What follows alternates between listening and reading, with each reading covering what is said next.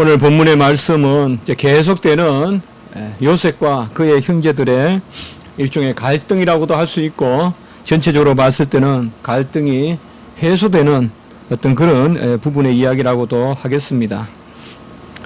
이제 다시금 돌아온 요셉의 형제들에게 이제 또 그들과 서로 이렇게 잔치를 하고 또 다시 그들을 보내면서 또 한 가지를 이제 요셉이 향하는데, 그것은 바로 막내인 베냐민의 자루에다가 은잔을 넣고 또 그들이 가져온 돈도 넣고 해서 이제 어쨌든 베냐민이 또 훔친 것이 되는, 그래야해서 요셉으로서는 베냐민을 어떤 명분으로 잡아놓고 이제 나머지 형제들은 거의 아비한테 또 보내고, 이런 과정에서 그들의 형제를 어떻게 보면 시험한다고도 볼 수가 있습니다.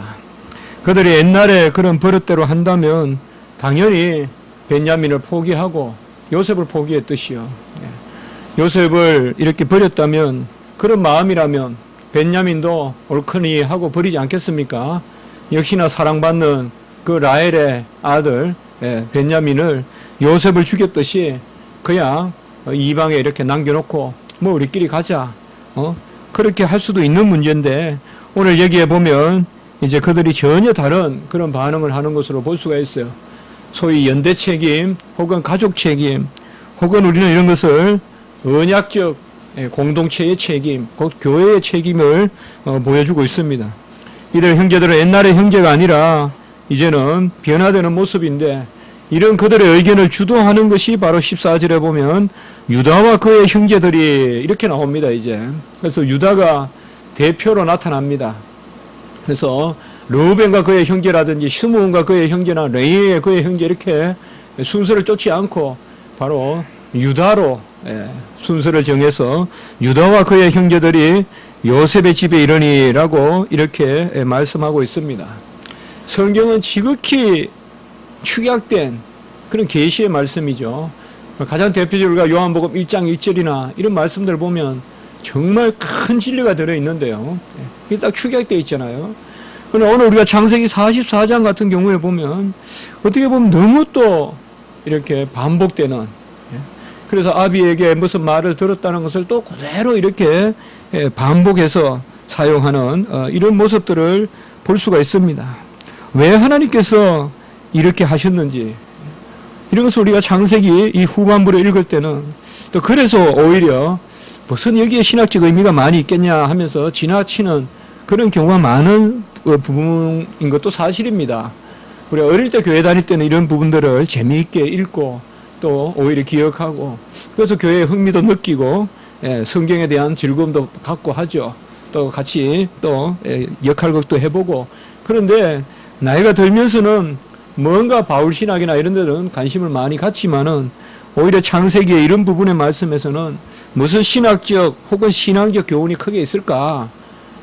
이것은 하나의 무슨 과정이고 그 교훈이야 이미 다 이루어진 그 후대의 이야기, 혹은 창조의 이야기는 창세기는 좀 전반부, 그래서 대체로 아브라함 정도, 이삭, 야곱 이런 큰 이야기들만 이렇게 우리가 기억하는 한 38장 정도까지 이렇게 보면 이제는 창세기가 거의 읽혔다 싶을.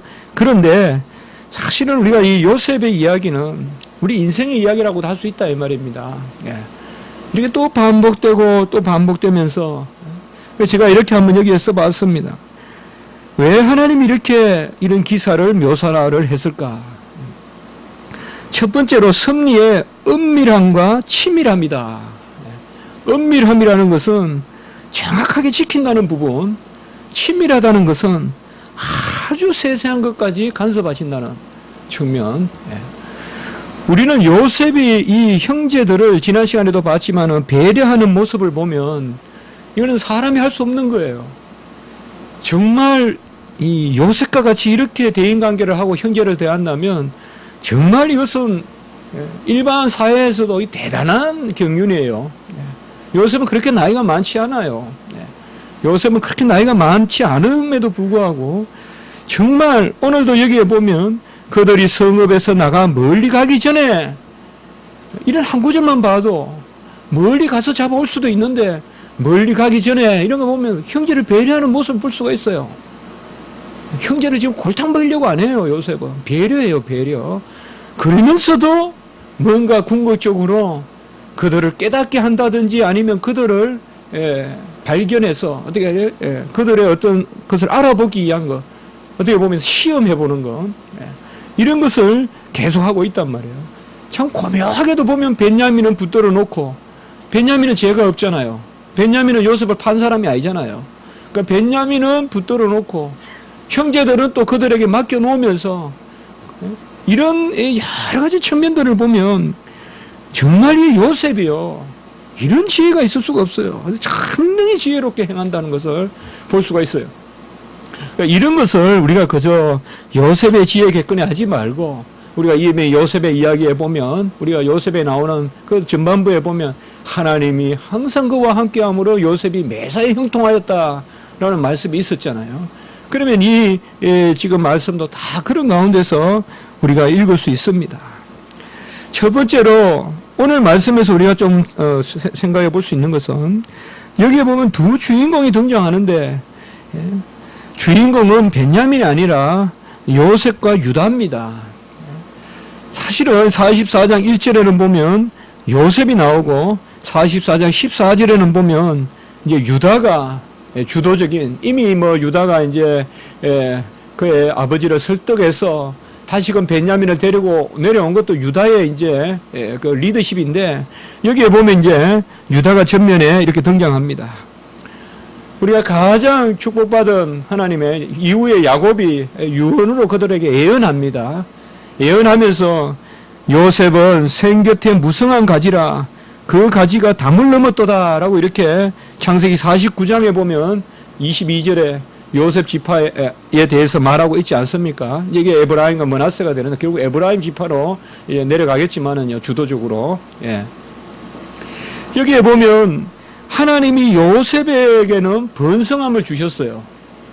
이 번성함은 뭐냐 하면 언약의 복이에요. 그 후손에 대해서 번성함을 주시고 어떤 후손을 마련해서, 물론 요셉에게 땅을 주신 것은 아니에요. 고센 땅은 하나님 주신 땅이 아니잖아요. 그러나 요셉을 통하여 하나님은 가지를 넘는, 가지가 담을 넘는 그런 형통함을 이미 이때 베푸십니다. 그러니까 요셉의 이후 세대에서만 우리가 바라볼 것이 아니라 요셉이 그런 역할을 합니다. 그리고 오늘 유다를 보면, 유다는 뭡니까? 49장 10절에 보면 야곱이 유다에게 예언하기를 규가 유다를 떠나지 아니하며, 옛날에는 홀이죠. 홀이나 규나 다 임금의 권위를 상징하는 것이죠. 규가 유다를 떠나지 아니하며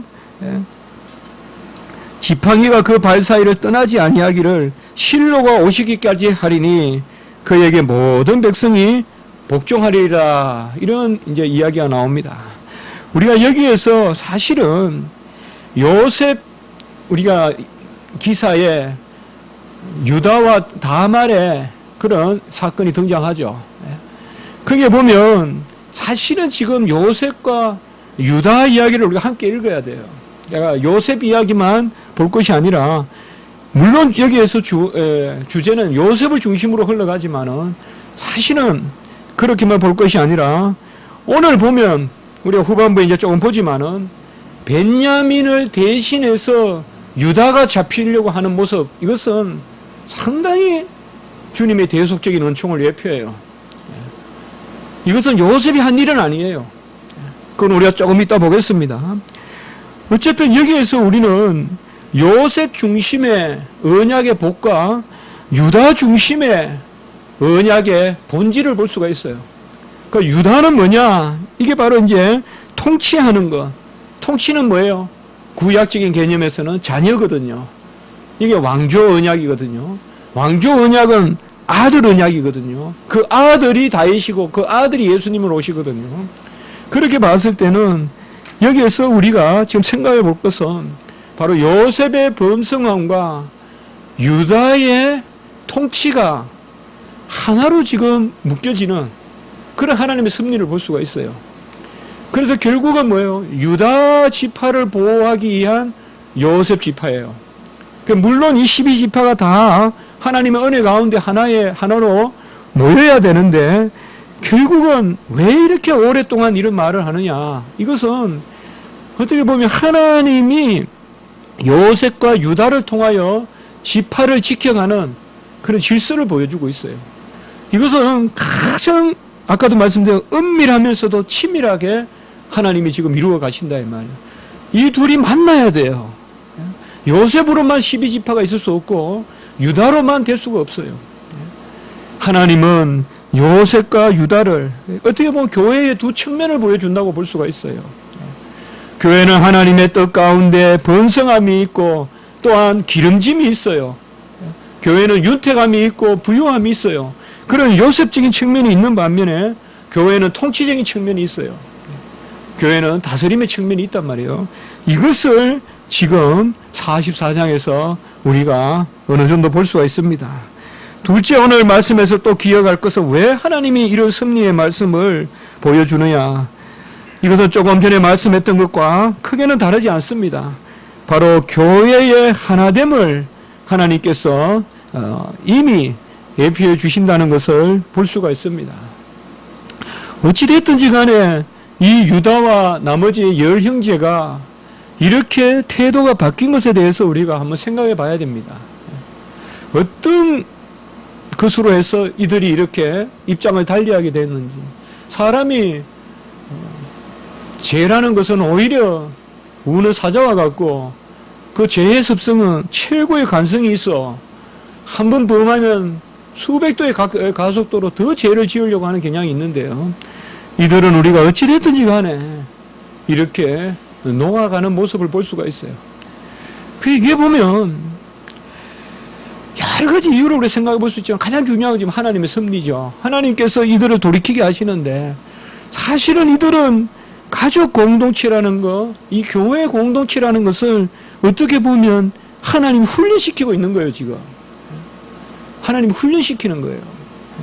어떻게 보면 이 훈련이 없다면 앞으로 이들이 애굽의 종살이를 할 수가 없어요. 이들이 지금 훈련을 받는 거예요. 이것은 곧 가족 공동체고 교회 공동체고 이들이 앞으로 애굽에서 하나님의 공동체를 이루어가는 200만의 공동체를 이루어가는 그 바로 초석을 놓는 거예요.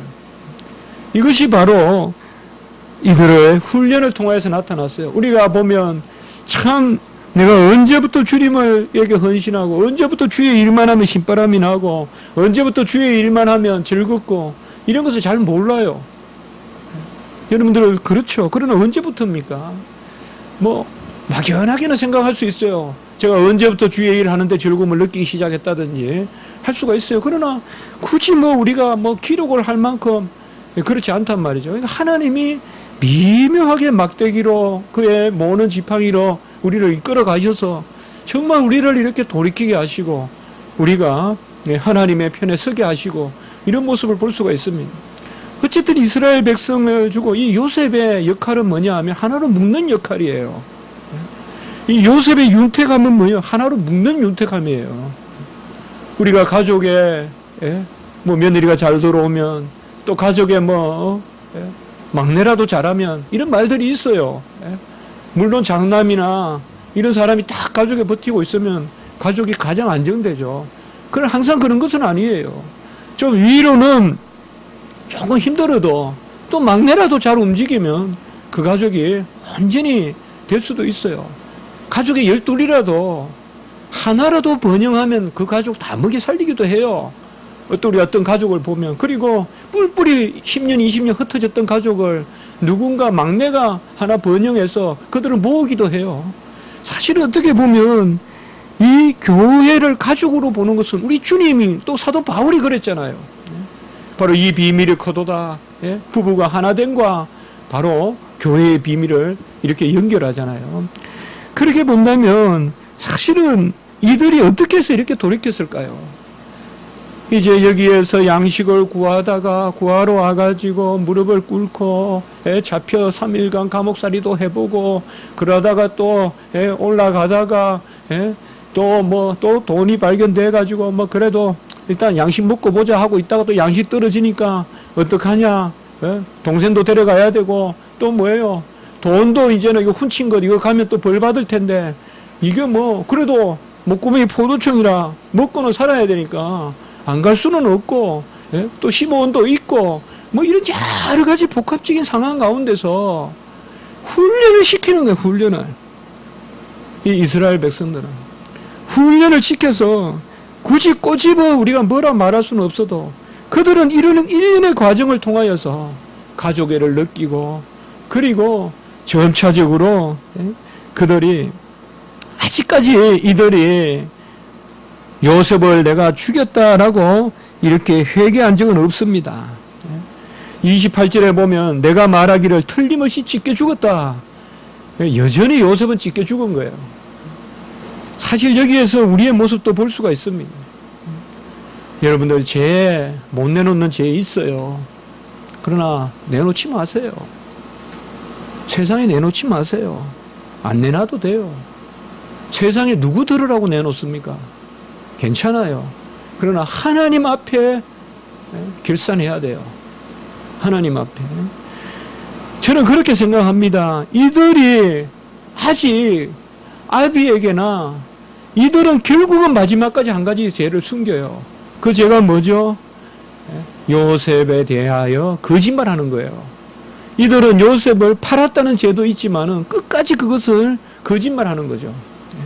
이것은 발각되고 나서 드디어 이실직고하는 거죠. 바로 요셉이 누군가 알았을 때 비로소 이게 백일하에 야곱도 알게 되죠. 그러면 이렇게 보면 이들은 끝까지 이것을 숨긴 것입니다. 여기에 우리가 신학적인 의미가 있습니다. 회개를 어떻게 할 것인지 우리가 이걸 과연 퍼블릭하게 우리가 고해성사를 하듯이 이런 죄들을 다 공적으로 고백을 해야 되는 건지 요셉과 그의 형제들이 우리가 요셉을 팔았다. 찢겨 죽인 것이 아니고 사실은 우리가 미디안에게 팔았다. 죽이려고 넣었다가 상고에게 팔아버렸다. 그렇게 고백을 하지 해야만 이들의 죄가 회개가 되는 건지 결산이 되는 건지 이것은 제가 죄를 회개하지 말라는 것이 아닙니다. 여기에서 우리는 미묘한 그런 회개의 본질을 볼 수가 있습니다. 사실은 너무나 힘든 것은 사람에게 내어놓지 마세요. 목사에게 다 이야기 안 해도 돼요. 목사님한테 다 이야기한다고 그 좋은 신앙 아니에요. 하나님께는 내어놓으세요. 요는 하나님께도 숨긴다 이 말이에요. 하나님께도 부끄럽기 때문에 숨기고 여전히 회개하지 않고 안고 간단 말이에요. 그건 안 된다 이 말이에요. 저는 요셉의 이 열 형제가 제 마음속은 그래요. 점차적으로 요셉을 판 것에 대한 회개가 있을 것이었다고 난 생각해요. 칼빈의 주식도 보니까 여기에서 직접은 언급하지 않았지만 그런 미묘한 데 대해서 말을 하고 있어요. 여기서 칼빈은 스톱하고 있지만 저는 기독교 강요의 회개 부분을 떠오르더란 말이에요. 그 회개 부분에 보면 상당히 중요한 이야기예요. 우리가 과연 공적으로 죄를 내가 퍼블릭하게 컨페션 해야 되느냐, 그래야 내 죄를 사함받느냐, 그것은 너무 잔인한 이야기다 이 말이에요. 요셉의 형제들에게 그것까지 과연 우리가 바랄 수 있었겠느냐, 그리고 과연 그들이 요셉의 형제들이 그 죄를 내어놓는다면 물론 야곱이나 요셉에게 내어놓는 건 맞아요. 특별히 야곱에게는 맞아요. 왜요? 야곱은 죽었다고 생각하고 절망에 빠져 있잖아요. 그러면 이 요셉이 이 형제들이 죄를 자백하면 야곱의 마음을 조금 편하게 할 수가 있어요. 이런 측면은 우리가 있어요. 그래서 이실직고 해야 되고 드러나게 사람에게 해야 되지만은 우리가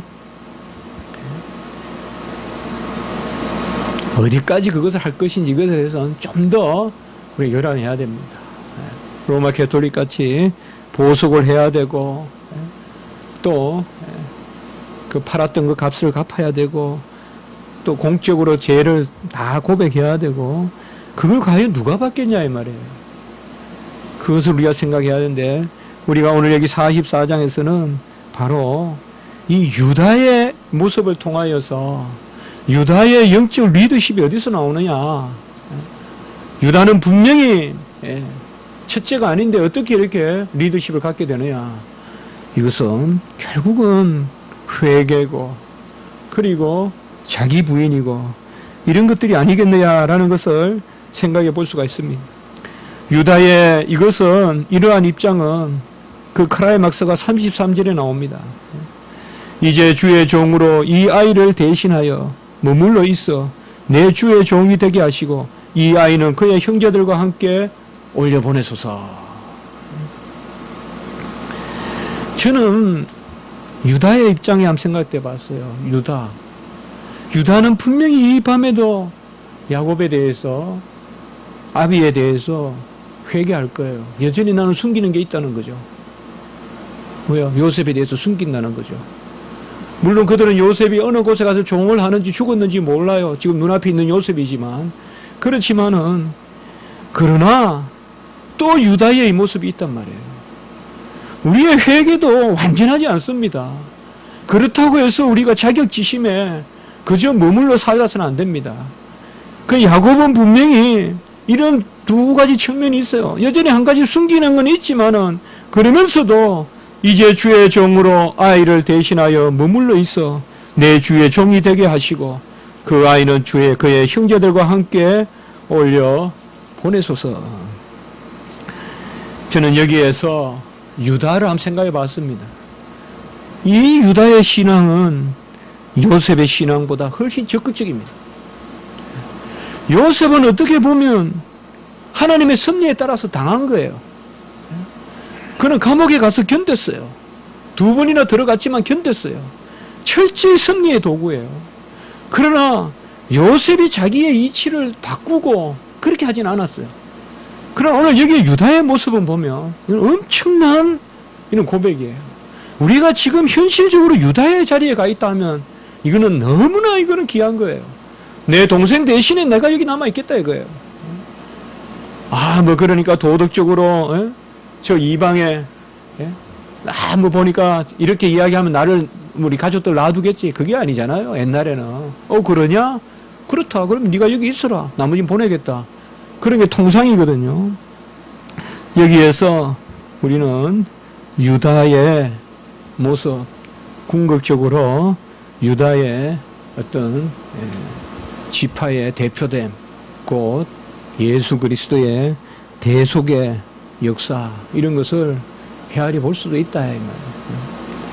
유다는 결코 뛰어난 것으로 기사에 나오지 않지만 오늘 이 부분을 통하여서 유다는 분명히 하나님 보시기에 12 형제의 가장 왕직에 홀이 유다에게 있다, 규가 유다에게 있다고 한 그 역할을 하고 있다. 어떻게 하여 통치하느냐? 통치는 바로 자기 자신을 주는 거잖아요. 유다의 오늘 통치는 자기 자신을 주고 베냐민을 구출해내는 거죠. 여기에서 이제 하나님의 모든 형제들의 훈련은 끝난 거예요. 그래서 다음 주에 보면 이제 요셉이 자기 자신을 밝히고, 여기에서 더 이상 이제 요셉은 더 형제들을 할 게 없는 거예요. 우리 구속사적으로 보면 이것이 바로 구원의 클라이막스잖아요. 대속. 바로 대신해서 내가 죄값을 치르겠다. 유다가 베냐민을 대신해서 죄값을 치르겠다. 이것이 어떻게 보면 이 구속사에 흐르는, 창세기에 흐르는 그런 하나님의 뜻이었다. 그래서 다음 주에 이제 우리가 보면 그런 대화해가 일어나는 것입니다. 요셉은 언잔을 넣었고 이 언잔을 점치는 데 쓰는 것이다 라고 이렇게 이야기하는데요. 칼빈의 주석에 보니까 요셉이 금잔을 쓰지 않고 언잔을 썼다. 저는 처음엔 제가 잘못 읽었나 생각했는데 나중에 보니까 요셉은 검소했다 이렇게 하더라고요. 요새 언잔을 쓰면 검소한 겁니까? 근데 이 당시에 금이 넘쳤을 텐데 금잔을 쓰지 않고 언잔을 썼다. 여기에서 바로 이런 요셉의 절제에서 요셉이 통치수를 볼 수가 있다. 뭐 이렇게도 또 써놨어요. 이런 것을 격찬했죠. 누가? 칼바르트가 격찬했어. 이런 주석을.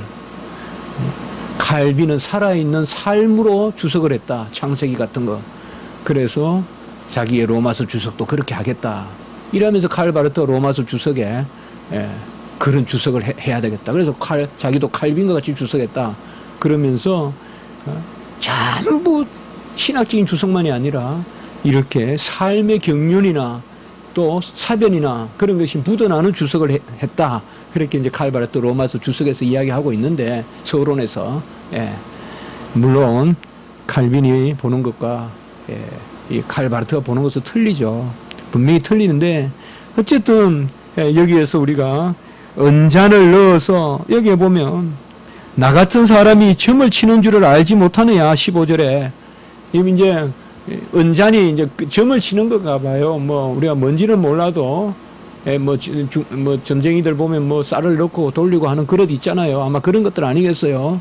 뭐를 넣고 돌려가 엎고 뭐 하는, 그러다가 또 뭐 마시기도 하고 이런 거 보면 그런 잔인데, 요셉이 여기에 보면 또 한 가지 더 시험해요. 내가 얼마나 점을 잘 치는 사람인 줄 알지 못하네요, 너들이 감히 내가 누군데. 근데 이게 뭐냐면, 이 당시에 애굽에는 요셉이 뭐로 알려져 있어요? 이렇게 꿰뚫어 보는 자로 알려져 있는 거예요. 영어로 말하면 seer, 투시자로 알려져 있는 거예요. seer로. 견자로 알려져 있는 거예요. 견자로. 꿰뚫어 보는 사람으로. 그러니까 나 같은 사람이 점을 잘 치는 줄은 알지 못하느냐. 여기에서 16절에 유다의 고백이 나옵니다. 우리의 정직함을 나타내리까 어떻게? 하나님이 종들의 죄악을 찾아내셨으니, 이렇게 이야기합니다. 여기는 상당히 다의적으로 해석할 수 있습니다. 이것이 바로 유다의 모습입니다. 여기 유다는 죄가 없잖아요, 지금. 어떻게 보면 이 종들의 죄악이라는 것은 요셉을 팔았던 죄를 반추하는 고백일 수도 있어요. 요셉은 지금 뭐예요? 내가 이방의 점쟁이로 너들 하는 일 다 안다 이러니까, 유다는 당신의 점이나 이런 걸 말하지 않고 하나님의 섭리를 이야기하고 있죠.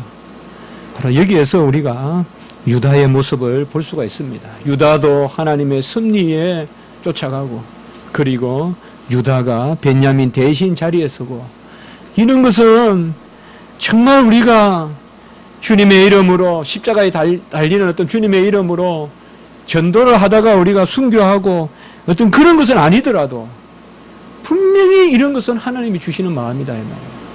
이런 것은 하나님의 성령의 감동이 없으면 사람이 이렇게 안 바뀐다 이 말이에요. 이런 것을 우리가 오늘 여기 말씀을 통하여서 알 수가 있습니다. 어쨌든 오늘 말씀을 통하여 하나님이 요셉과 유다를 이제 영적으로 만나게 하시는, 그들을 하나님 중심으로 묻고 회개하게 하시고, 그들이 이제 다음 주에는 드디어 하나가 되는 그런 모습을 볼 수가 있습니다. 우리도 삶을 살아갈 때 정말 하나님이 보이지 않는, 언제 나를 이렇게 몰았나 싶지만은 내가 변해 있는 것입니다. 이것을 감사해야 되겠습니다. 감사해야 됩니다. 우리가 어떻게 보면 평범한 하루의 일상이지만 얼마나 내가 변한 것입니까? 얼마나 내 욕심이 변했고, 얼마나 내 인생관이 변했고, 얼마나 내 가치관이 변해 있습니까? 이런 하나님의 은혜를 헤아리면서 나아가는 저와 여러분 되셨으면 좋겠습니다. 한번 기도드리겠습니다. 하나님 아버지 감사합니다. 요셉과 유다의 그런 아버지여 극적인 그런 화해를 통하여 이것이 아버지여 두 모습이 아니라 한 모습의 교회라는 것을 또한 저희들이 깨닫습니다. 교회는 윤택하고 또 요셉과 같이 담을 넘는 그런 복스러움과 기름짐이 있어야 되지만, 또한 유다와 같이 하나님 안에서 온전한 통치의 규와 호를 흔드는 그런 또한 교회의 또 근세도 있다는 것을 우리가 깨닫습니다. 하나님 아버지, 우리 모든 주의 백성들이 하나가 되게 하시고, 정말 변할 수 없는 우리의 성정, 우리의 습관들이 하나님의 묘한 그런 아버지의 막대기와 지팡이로 모으는 그것으로 인하여 우리가 변하는 것을 기억하고, 이들 형제들이 변했듯이 우리도 하나님의 은밀한 그런 아버지의 손을 통하여 변해갈 수 있도록 주여 도우시고 인도하여 주시옵소서. 오늘 우리 기도 가운데 함께 하시고 연약한 우리의 음성을 들어주시고 새롭게 하시고 깨어나게 도와주시옵소서. 구주 예수 그리스도의 이름으로 감사하며 기도드리옵나이다. 아멘.